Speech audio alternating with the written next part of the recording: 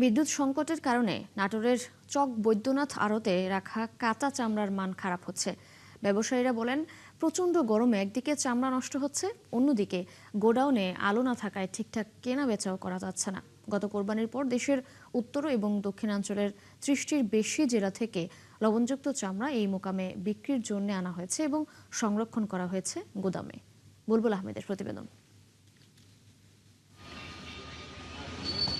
দেশের উত্তর এবং দক্ষিণাঞ্চলের প্রায় ৩০ থেকে ৩৪ জেলার লবণযুক্ত চামড়া বিক্রির জন্য আনা হয়েছে নাটোরের চক বৈদ্যনাথ চামড়া মোকামে।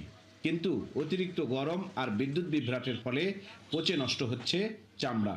এরই মধ্যে ছাগল এবং ভেড়ার ১০,০০০ পিস চামড়া ফেলে দিয়েছেন ব্যবসায়ীরা। চামড়া এগুলো আমরা টাকা দিয়ে কিনছি, এই বিদ্যুৎ না থাকার কারণে এগুলো পচে গেছে এবং এগুলো আমরা ফেলে দিছি। চামড়া পচে যাচ্ছে গরমে, বিদ্যুৎ নাই তো, এখানে নাটোরে কোনো বিদ্যুৎ নাই তো। আমাদের ডিসি সাহেব মহোদয় বলেছিলেন পল্লী বিদ্যুতের জিএম সাহেবকে যে নিরবিচ্ছিন্ন বিদ্যুৎ ১ মাস অন্তপক্ষে চামড়া বাজারে দেওয়ার জন্য, কিন্তু আমরা দুঃখের বিষয় আমরা যে জিনিসটা পাচ্ছি না। ব্যবসায়ী আর ট্যানারি প্রতিনিধিরা জানান, গুদামগুলোতে অন্ধকার থাকার কারণে মান চিহ্নিত করে চামড়া কেনা যাচ্ছে না।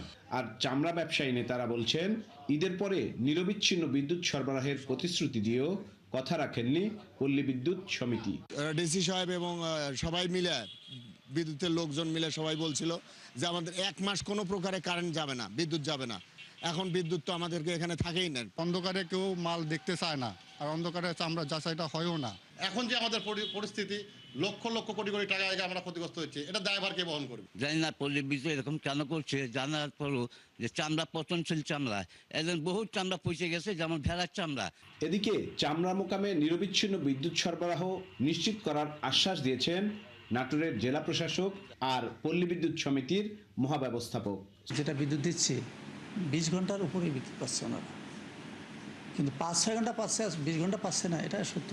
বিদ্যুৎ সরবরাহ প্রদান করা হয়েছে এবং এই ধারা যাতে অব্যাহত থাকে এই জন্য আমরা ইতিমধ্যেই জিএম পল্লী বিদ্যুৎকে নির্দেশনা দিয়েছি। এবছর ১০ থেকে ১২ লাখ পিস চামড়া নাটোরের চক বৈদ্যনাথ মোকাম থেকে সংগ্রহের আশা করেছেন নাটোরের চামড়া ব্যবসায়ীরা। বুলবুল আহমেদ, ৭১, নাটোর। নাটোরে তীব্র বিদ্যুৎ সংকট ও চক বৈদ্যনাথ আড়তে রাখা কাঁচা চামড়ার পচে নষ্ট হওয়ার বিষয়ে তথ্য জানাতে যুক্ত হচ্ছেন সহকর্মী বুলবুল আহমেদ। বুলবুল, চামড়ার অবস্থা কেমন দেখতে পাচ্ছেন এখন এবং এ বিষয়ে শ্রমিক ও ব্যবসায়ীরা কি বলছেন?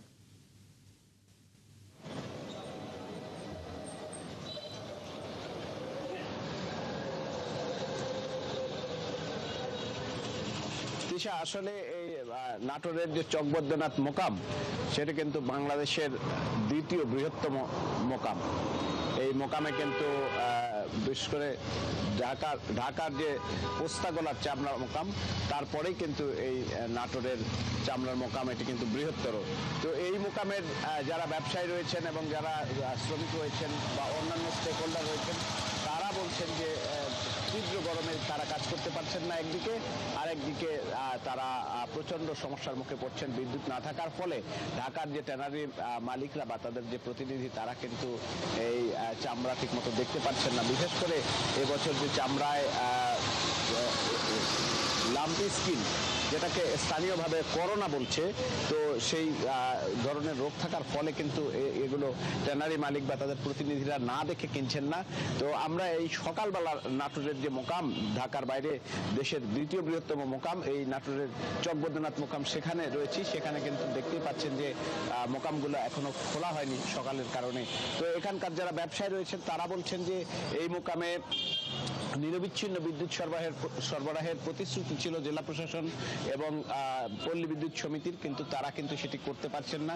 দেশে যেহেতু বিদ্যুতের সংকট রয়েছে, সে কারণে কিন্তু সারা দেশে লোডশেডিং হচ্ছে। সে বিষয়টি তারা বলছেন যে এ কারণে তারা পর্যাপ্ত পরিমাণে বিদ্যুৎ সরবরাহ এখানে করতে পারছেন না। তবে এই চামড়া শিল্পকে বিশেষ গুরুত্ব দিয়ে দেখা হবে এবং এখানকার বলছেন নাটোরের পল্লী বিদ্যুৎ সমিতি এবং জেলা প্রশাসনের কর্মকর্তারা যে এখানে নিরবিচ্ছিন্ন বিদ্যুৎ যাতে রাখা যায়, সে বিষয়ে তারা কাজ করবে। তবে এখানকার ব্যবসায়ীরা বলছেন যে তাদের বেশ কিছু চামড়া ইতিমধ্যেই নষ্ট হয়ে গেছে, পচে গেছে, বিশেষ করে ভেড়া এবং ছাগলের চামড়া, সেগুলো তারা ফেলে দিয়েছেন এবং বাকি চামড়াগুলো যাতে নষ্ট না হয় তার জন্য তারা আবেদন করেছেন এবং তারা বলছেন দুই সপ্তাহ হলেই তারা কিন্তু এই চামড়াগুলো ঢাকায় পাঠাতে পারবেন এবং তাদের এই সংকট থাকবে না। তৃষা। বুলবুল আহমেদ, ধন্যবাদ আপনাকে যুক্ত হবার জন্য। দর্শক, নাটোর থেকে যুক্ত ছিলেন আমাদের সহকর্মী বুলবুল আহমেদ।